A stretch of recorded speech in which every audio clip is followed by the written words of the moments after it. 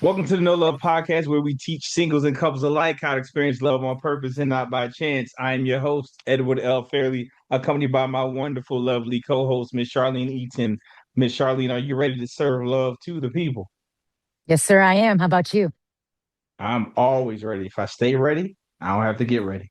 There you go. Well, I'm actually glad about that today because the topic I would like to introduce today is an experience that I recently had with somebody that I know and actually really care about. She is Mm. a brilliant woman, really good at what she does, professional. She is in what she calls corporate America. And I have really gotten to love and respect her throughout the last couple years that I've known her. The thing is, recently I had a conversation with her that caused me to say, with my heart, man, if I could just introduce you to you through my eyes, you would see we're not even talking about the same person. And this came on the tail end of this wonderful human being saying verbal lies about herself, that she is not good enough, that her body is not beautiful, that um, she has to learn more before she can do anything.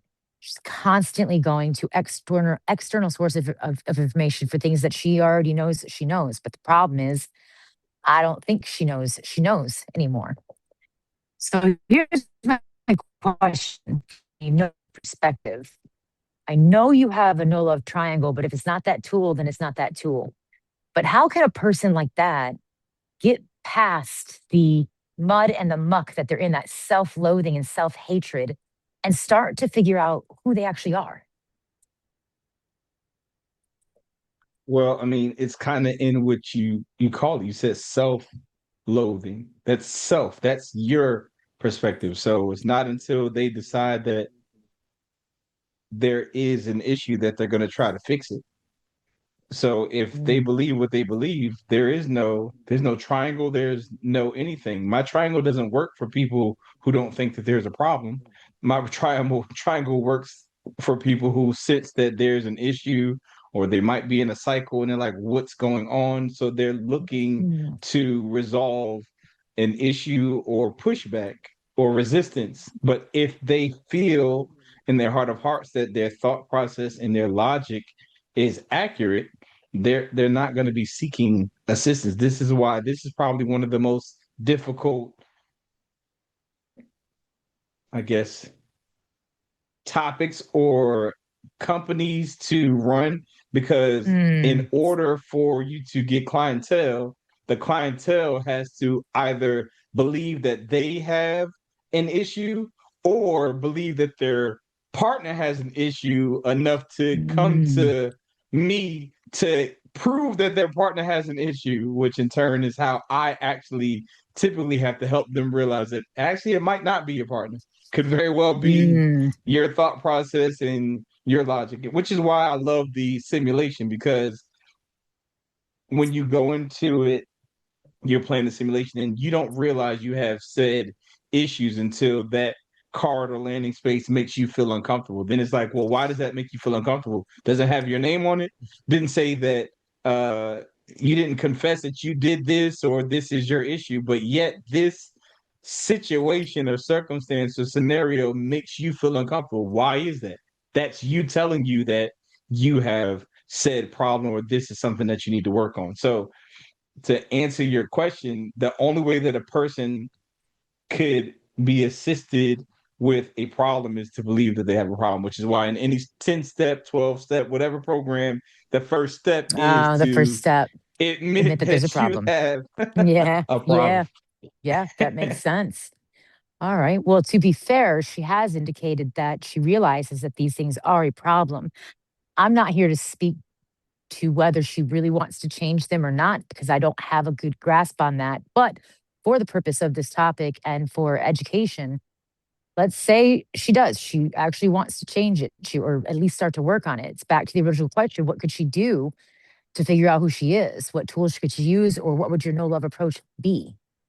But see, that's the thing. Everything that you're saying is subjective. She feels like she has a problem. You think she does not have a problem. So it's actually, Mm, in this case, it's a reverse. So she's actually Mm, working on, if she feels like she has a body issue, she's either going to be wearing baggy clothes to hide mm, it, or wearing or buying or investing in things that are going to hide it, or she's exercising or doing whatever she feels the need to resolve the body shaming issue. If she feels that, mm. as you shared, she's inadequate in certain areas, she's going to continuously do research in areas. She's literally doing what she feels is the work if she believes that there's a problem. You just Mm, don't feel, based off of what you're bringing up, that there's a problem. And there lies the problem. Those with mm. self-esteem issues have self-esteem issues. And we Mm. try to use our esteem toward them and give it to them and say, this should be yours. And it's I like, no, it's see. called Okay. self-esteem. It's the esteem of myself. This is how I Hmm. see me. There's absolutely nothing that you can do that's going to make her feel better about her. She has to have a Mm. paradigm shift in her views to suggest that she is who you say that she is, or she has the abilities that you say that she has, and she has the beauty or the curvature that you say that she has. These are things that, Hmm. I mean, you can keep on trying to feed them. It's not until she decides or receives them as truth to her that any shift or pivot is going to happen. Okay. So what's that like for you then when you work with no love couples or even individuals who are in a similar situation as her? Where I mean, clearly you know you can't do anything, and that's what you're telling me, that I can't do anything about this. I'm hearing that. So how do you work with people instead? I know you said at the beginning that they have to want to change. So again, for the premise of this conversation, we need to make that assumption. Otherwise, there's really no conversation to have. But how do you work with people like that? Uh, One, I'm consistent. That's one. Two, Mm, I I am consistently, even when I tell people that they have a problem, I'm not telling them that they have a problem. I'm usually using their words to help them realize that they have a problem. No one's mm, going to change based off of what you say is wrong with them.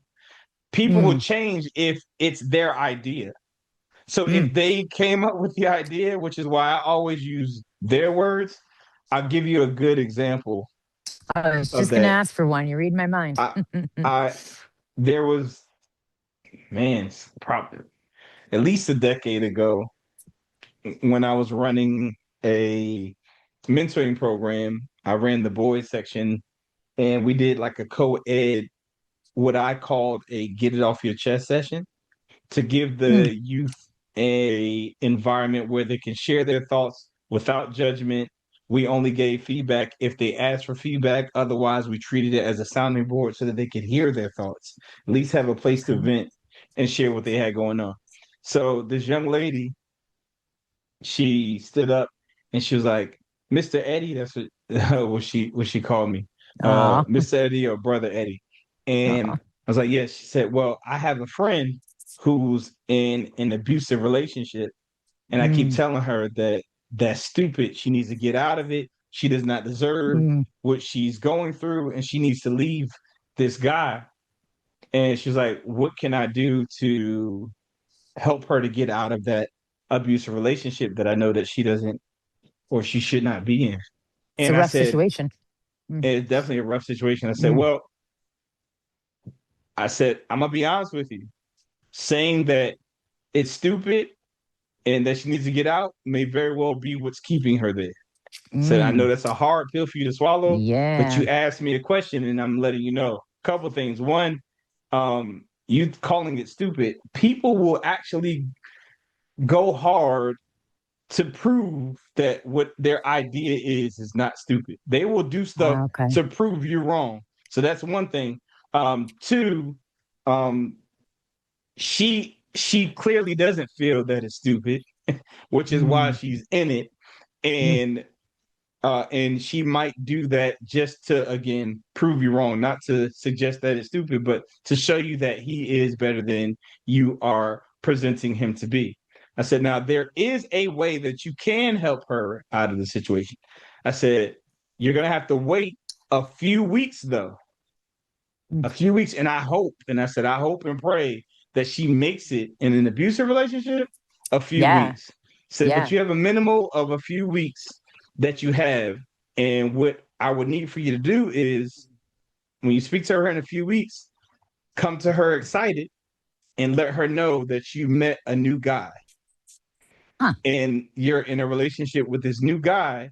I said, and then start sharing with her stuff that you have going on with him that is similar to the stuff that you know she's going through. Okay. And ask her for her advice. Ah, interesting. I Okay. said, and when she goes in, because all she's going to do is see herself and she's going to try to protect you because she loves you and she cares about you. She's going to try to protect you from this guy that is in the same or has the same characteristics as her said mate.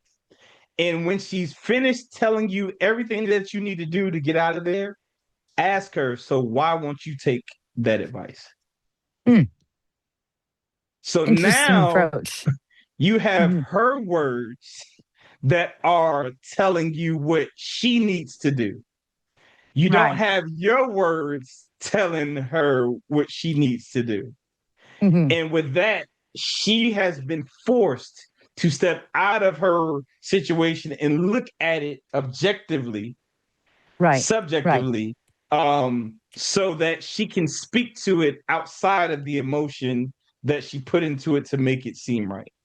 That's how you help Mm. a person that is in something get out of it. You help them to come to the realization on their own. Don't tell them, ask the proper questions that allows for them to tell themselves, and then it becomes their idea. Then it becomes their confession that or their first step, which the first step is to realize that you have a problem, and then Yeah. you can move, which is why the simulation is set up the way that it is. They're playing a simulation that makes them feel comfortable because now that scenario has caused them to step out of their situation, see it for what it is, but somehow it links to them. It tugs on them to suggest that Mm. something about this relates, and I don't know, but now you have to see it. But there lies the actual rooted issue embedded in it, as well as the counsel to how to resolve it. So that's how I would do it. I'm going to exaggerate this quite a lot, but I'm curious to see if we can explore how would that lady in that situation excitedly tell her friend about this guy. Like, for example, I mean, I can't imagine going to somebody and being like, he gives me the best punches ever and like the biggest insults I've ever heard. Like, I don't know how to excitedly present a negative situation to somebody I want to help, but I like where you're going here. So how do you do that? So you say, hey, I got a new friend. He seems really, really into me. He's like really protective about me, girl. He won't allow me to go Ah, around my friends or my family. And when I'm speaking to there people, you he does not go. allow to do that. One time, I was just playing, told him about this guy who's just Mm. a friend of mine, and he snatched me up and said, girl, I don't want like these are the things. Okay. Got it. You would That's not say he brilliant. punched me or whatever, you just, Right. yeah. Did she end up doing that? Do you know? Because if you really know, that's literally how it works. It Yeah. seems, Yeah. that's why I tell people if someone is treating you nicely, but you see them treat other people nicely, don't feel special. I mean, treat other people evil or rude, don't feel special. That Right. is their default setting, or that's how they characterize those or categorize rather those Mm. persons. And if you meet that category, you too will ultimately be treated as such. A kind person is just a kind person. They're not kind sometimes. They're just, excuse me, a kind person. So Mm. um I really don't know. Remember that was the first time we did a co-ed Mm. piece. So I was over the young men, but she took it upon herself to take the opportunity to ask. So I don't know. I didn't get the follow up on that Yeah. young lady, but that's how Quite you fair. would go about doing it. Great So question. taking this approach, thank you. So if we're taking this approach, then if I wanted to carry with this woman, my friend, I might say, and I'm probably gonna stumble a little, but I'm practice. I might say, I have this friend and she's beautiful and wonderful, and she just has this. a couple concerns about her body, and and she does doubt herself a lot, but man, she's good at what she does. Something like that. I don't know. It feels a little light to me. No, that's why it feels like, because you created a third Okay. person that she knows nothing about. If she's your friend, Got it. she cares about Hmm. you. So you would just start Got talking it. bad about yourself. And then you would listen to her defend Oh, you. And then you oh, would, geez. That just made me very uncomfortable. I don't know if I could do that. Wow. it Okay. should make you Okay. uncomfortable. That's the point. Okay. Yeah. It Wow. should. Okay. Yeah. Wow. So really trying to get to, not trying Because to, but they're even, protective of you. They're protective of right. someone that they love. If I just bring a fictitious character, that's why I told the young lady Right. to tell her that she was in a relationship, because Because she it already confessed to mirrors. me that that's her friend, that's Got someone that it. she loves. So she's only going to take that stance of defense Mm, over a person that they care about. So it has to mm. be like, if this person really cares about you, then you can use you. So otherwise, it's not going to work. Wow. I'm being faced with a really interesting reality right now that I didn't even know I had this limitation. But if in order for me to even attempt to do what you're saying with this other woman, in order for me to do that, I would have to put myself down the way that she puts her down.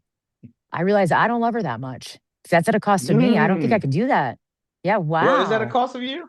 I don't know. Do Well, you put believe what you're myself saying? down? Hmm. No. Isn't it a lie though? Well, no. Yeah, it wouldn't it be lies? Didn't you say You're hers is a confusing lie? me here. I'm really thinking Am about I? this. Am I Yeah. confusing you? Didn't you say hers is a lie? Yeah, you're right. Oh my gosh, you're really pointing this out. Yeah, okay. So that mirror is pretty stark. Interesting. Yeah, I don't know if I can do that. I'll have to think about that. That's interesting. Have you ever had to do that or even desired to? Mm. No, I'm really good at pointing mirrors at the person. Mm, mhm. So So this I've is a had tool for people people who are that not you. they cry. Yeah. Oh, they Yeah. when I create that mirror for them, it's Mm, devastating. Uh, one that I mm, could think of, there was a school friend of mine. We went to elementary and high school together, mhm, and he did a 15-year stint in prison for something that mm, he had done. mm, When he got out, I took him to the bank, got him set up with a savings and a checking account, mm, um, and got him all squared away. And then we start having conversations a few days out. I hear him saying stuff like, "Hey, yeah, my mom and them asking me for money and asking me to go to my account." I said, "How do they know that you have an account? How do they right. know that you have it? Like, how do they know this?" He was like, "Oh, well, I told him, I said, you're Mm, telling them too much of your business. That has nothing to yeah. do with them." So then a few months pass. He gets in a relationship with some young lady. He starts to stay with her.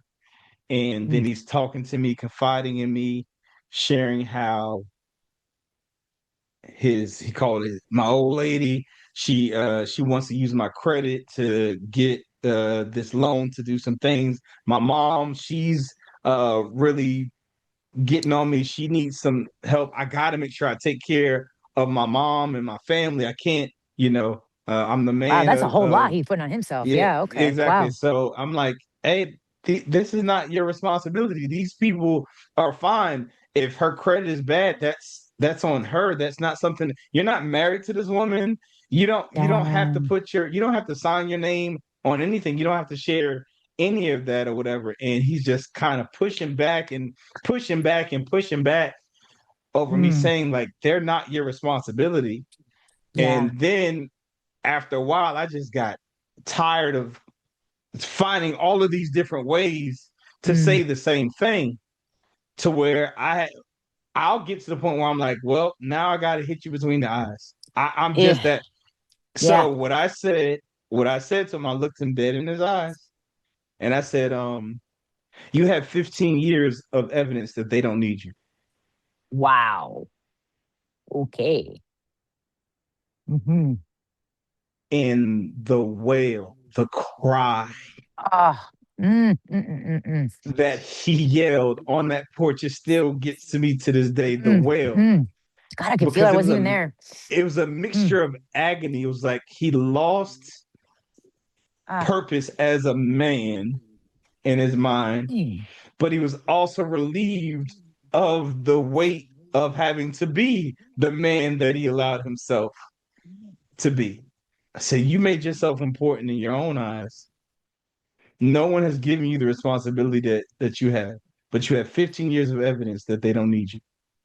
They did fine without you. Your mom did good. Matter of fact, she had to put money on your books.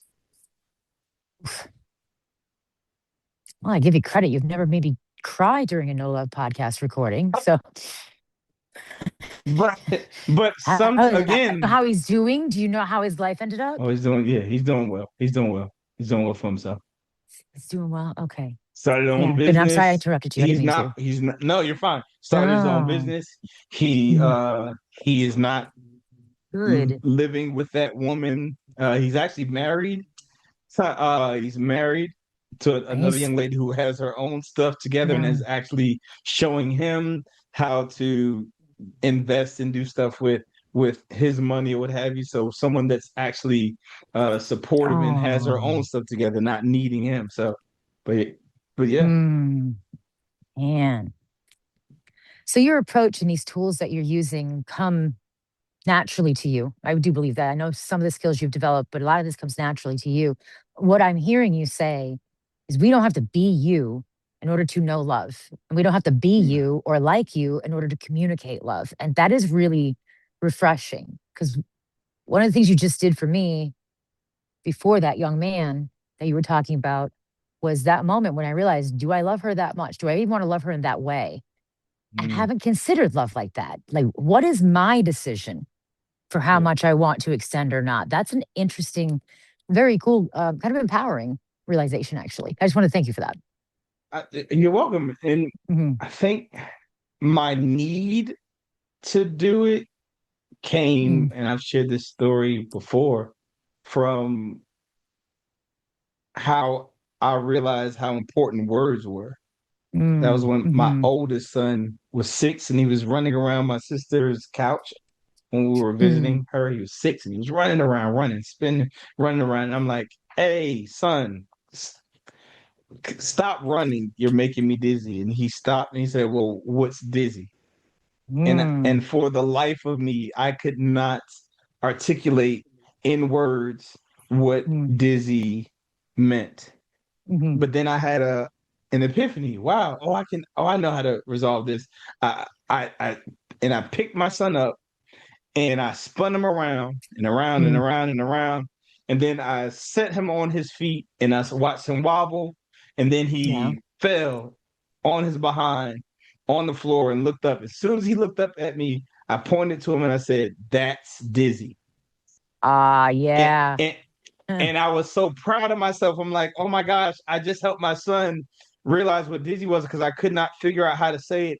And as soon as I was happy, as soon as I was proud of myself for being a great parent to where I could explain to my son what the word dizzy was, as Yeah. soon as I felt proud of myself, I got instantly sad and disappointed in myself Mm, because I realized in that moment that if I cannot use my words to help my son understand what something meant, then they would have to experience it in order for dang. them to experience what it is that I meant. And that devastated me. I'm like, man, if I Mm, can't explain what drunk is, he has to drink to do it. If I can't explain what hmm. high is, he has to get high to do it. If I can't explain what abuse is, he has to experience it to Yeah. understand it. And that Mm, bothered me. So I became fascinated with words, and I was determined to be able to learn how to use words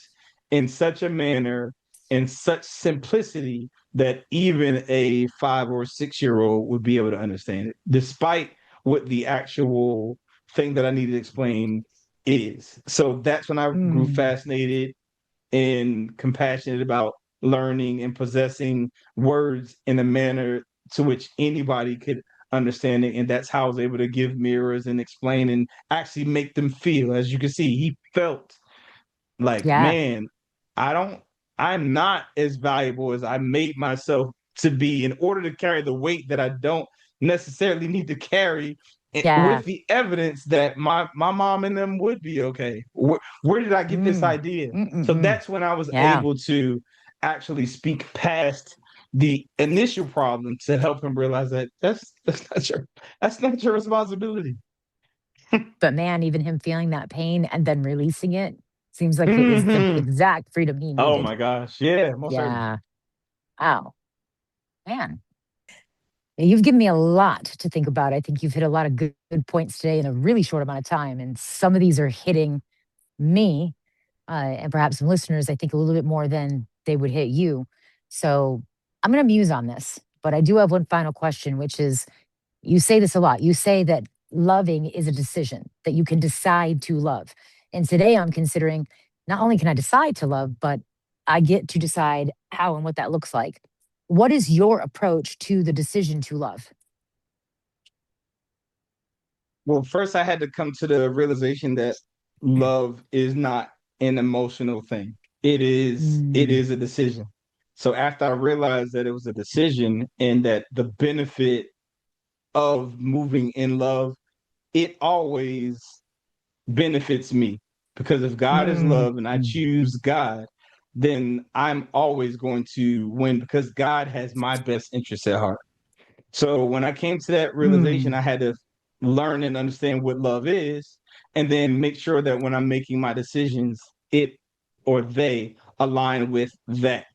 So mm, when I'm making decisions, even if they don't feel right or feel good to me, I will bring it through the test of whether it is based off of what God has said, and then I'll make that decision even if it does not align with how I feel. I don't trust my feelings, to be honest with you. I trust what God smart. has said. I said I had one last question, and I don't know if it's really a question, It's but I fine. do want to hit on that. One thing you've taught me, and one thing the No Love Simulator has allowed me to discover, and actually, it's not just you and the simulator; it's the whole family. Is Hmm. it is the realization that the old advice, trust your heart or follow your heart, is horrible advice. And decisions that I'm making, if I'm feeling a feels way about it, especially if they're negative feel, well, actually, especially if they're happy feels even, doesn't matter really, that I can't trust them. Yeah. And sometimes they might be in alignment with the right thing to do. Most of the time, they're not.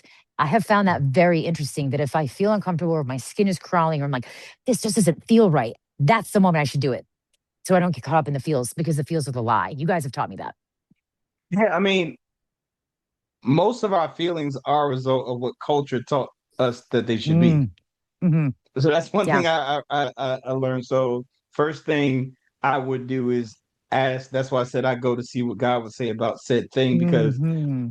typically we are making decisions that culture has taught us to feel, and because Yep. we've seen it so much, we've adopted culture's belief on that thing, and we start Hmm. moving according to the way culture said that we should grieve or the way should we should feel in our Yeah. relationship, the way should we should do all of these things. So once I realize where it's coming from, and then I put it through the test, then I know, okay, nah, I'm not doing that.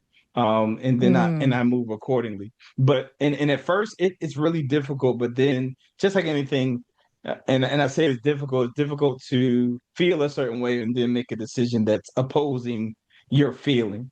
But hmm. again, you got to be mindful as to what's influencing your feelings, especially when it comes to fear. God Hmm. doesn't give you fear. So where's the fear coming from? That sounds like it's something that's trying to deter you from going that way. That would Mm, benefit you mm, because smart. God Hmm. God He does doesn't not give give fear. you fear.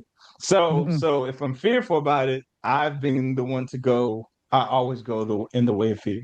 Now, if I That's have smart. stuff and I don't have any pushback, then I start questioning whether I am moving with God. Not to say that Yeah. it's not easier with God, but if I don't have any kind of seasons, any kind of Mm, pushback, for one, to me that suggests that I'm not growing.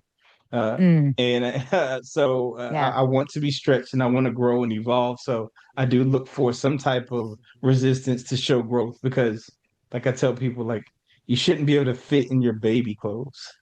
Oh, If you're wow. growing, if you're Hmm. growing, you should have to maneuver or move to different sizes, so to Yeah. speak. Yeah. I will have you know, I can still fit into the same earrings I wore in high school. I love that. You shouldn't be able to fit in your baby clothes. That is beautiful. I love that. Yeah.